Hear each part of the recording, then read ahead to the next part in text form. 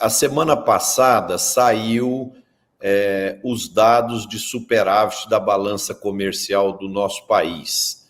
E o número que saiu foi um superávit de 98,84 bilhões de dólares de superávit na balança comercial do Brasil como um todo, né? Todos os setores da economia. E só o agro, se a gente separar o agro tem um superávit aí gigantesco, perto de 150 bi de dólares, né? Então, aí a gente vê quanto que esse setor é importante para garantir essa estabilidade da balança comercial, né? Olha, Marcelo, esse número que está colocando é impressionante, que em 2023 os preços agrícolas caíram, né? Em geral caíram. Aquilo que aconteceu durante a pandemia, que foi fora da curva, está voltando à normalidade. Como você falou agora no começo do programa mesmo, a soja continua caindo ainda, apesar de uma safra menor por causa do El Niño aqui no Brasil, mas a Argentina compensa isso. A ideia que eu ouço é que a América Latina vai ter a mesma safra do ano passado, que cai no Brasil, mas sobe na Argentina, então há uma compensação e a oferta é do mesmo tamanho. Mas o importante é que no ano passado nós tivemos uma safra recorde e assim mesmo tivemos recorde de exportação. Preços menores na exportação, ou seja, aumentamos o volume de exportação. Isso que é significativo. O agronegócio exportou ano passado em torno de 164 bilhões de dólares. 4 bilhões a mais do que em 2022, e já foi um recorde. Então, é um recorde em cima do outro. Então, isso mostra, como você tem razão, a contribuição do agro para a balança comercial, para o saldo comercial, é absolutamente fundamental. Na verdade, o saldo comercial é positivo por causa do agro. Os demais setores, embora exportem também, são deficitários no conjunto final das contas, né? Então, o saldo do Brasil se deve ao agronegócio, que continua crescendo. Esse ano, tudo indica que tem uma safra menor, mas também com preços menores internacionais. E aí isso pode ser que traga uma posição menos relevante do agro no comércio internacional. Aliás, todos os comentários que eu tenho visto nos jornais nos últimos dias mostram isso. A expectativa para o ano 2024 é que a participação do agro no PIB seja menor e também no saldo comercial. Mas, mesmo assim, será essencial para garantir o número positivo.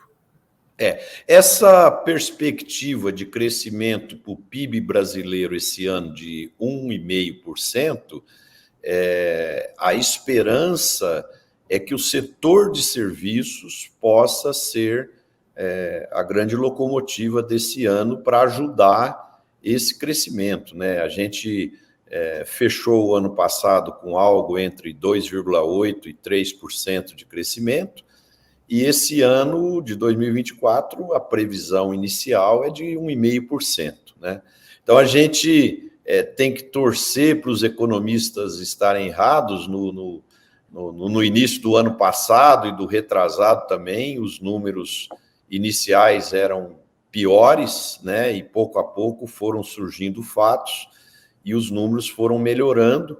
E como o otimismo tem que ser a base do comportamento da gente aqui no programa, né? Então a gente tem que torcer para que esse número esteja errado e que a economia como um todo possa reagir, principalmente com essa queda das taxas de juros que estão previstas aí, para a gente chegar no final do ano com a taxa de juros entre 8% e 9%, né? Que possa dar um alento nos empresários para voltarem a investir, porque eu tenho conversado muito com vários agricultores e muitos estão preocupados com esse contexto atual, né? Todo mundo com o pé no freio, segurando investimentos de novos tratores, novos implementos, expansão de área, expansão de tecnologia.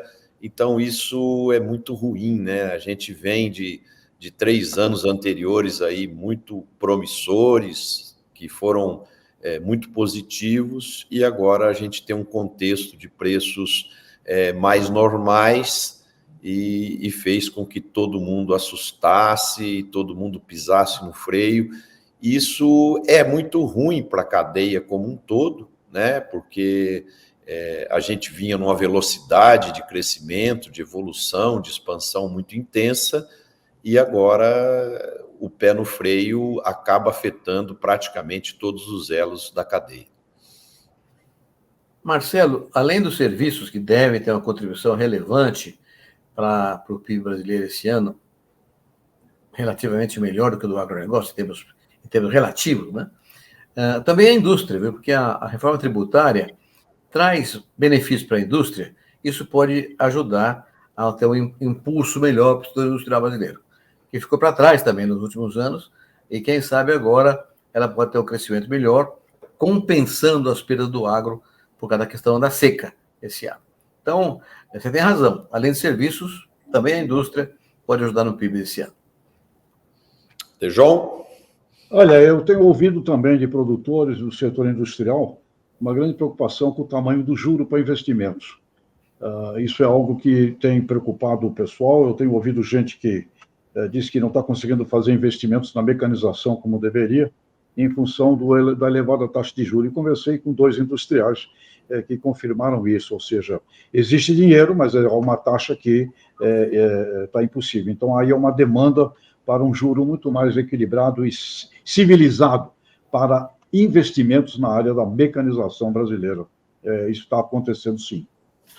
E quando a gente olha o contexto global, ele também não ajuda, né? Por exemplo, a ONU soltou, agora na sexta-feira passada, uma previsão que o PIB de 2023 tenha crescido 2,7% e que 2024 teremos um crescimento de 2,4%, os Estados Unidos com um crescimento para esse ano agora de 1,4%, a China com algo entre 4% e 5%, e então a economia mundial também perde tração, né? É como se um carro estivesse andando a 100 por hora e, de repente, começa a andar a 70, 80 por hora, né?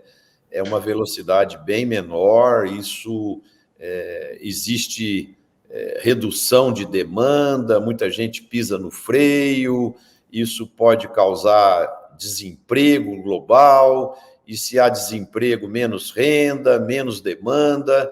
Então, é um ano que o pessoal tem colocado aqui como um ano desafiador, né? Então, é importante a gente ficar atento a todas essas movimentações, porque quando você tem um cenário de um crescimento menor no mundo, um crescimento menor no Brasil, demanda bastante atenção, né? E quando a gente junta isso com um cenário de juro real alto, né? Nós estamos com uma inflação aí prevista para esse ano bastante pequena, ao redor aí de 3 e poucos por cento, né? Menos de 4%. E então você ter um juro, por exemplo, de 9%, que está sinalizando no final do ano, é um juro real superior a 5%. Então, é realmente muito caro e isso inibe investimentos, inibe uma série de coisas que o cidadão comum faz, né? E o empresário também. Então, o cara está pensando em trocar de carro, ele deixa para depois, ele vai reformar a casa, ele deixa para depois, ele vai... Então, uma série de coisas vão sendo postergadas e, com isso, a economia começa a andar de lado e todos nós, cidadãos, perdemos com isso.